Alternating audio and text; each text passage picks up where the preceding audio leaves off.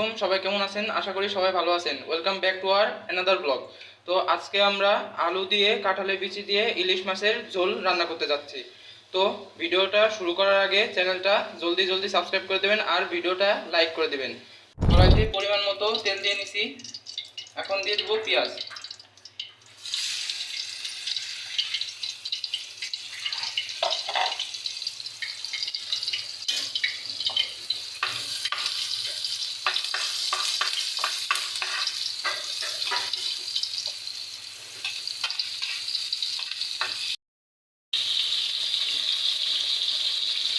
পেঁয়াজটা ভাজা হয়ে গেছে, এখন পরিমাণে একটু পানি দিব যাতে পেঁয়াজটা না পুড়ে যায়।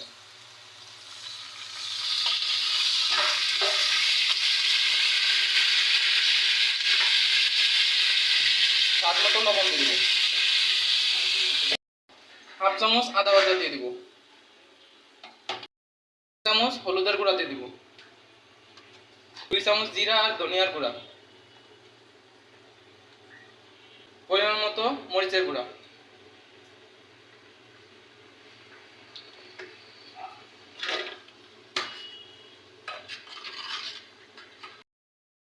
সব মশলা দেওয়া হয়ে গেছে। এখন ভালো করে মশলাটা কষাই দিব।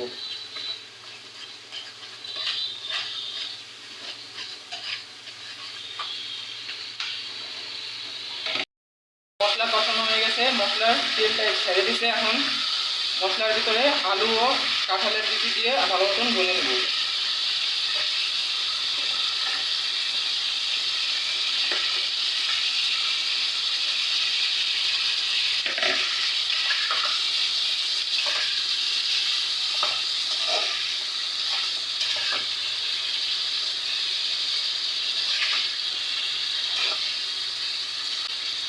কিছুক্ষণের জন্য এখন ঢেকে দেব।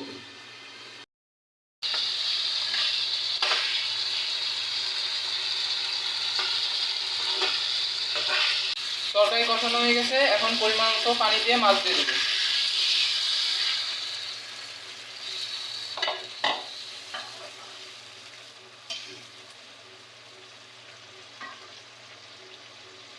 এখন মাছ দিয়ে দেব।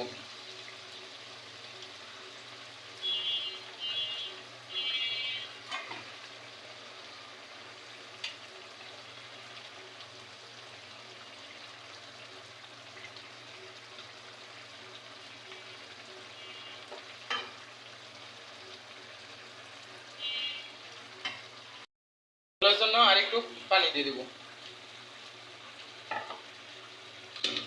এখন কিছুক্ষণের জন্য ঢেকে দেব।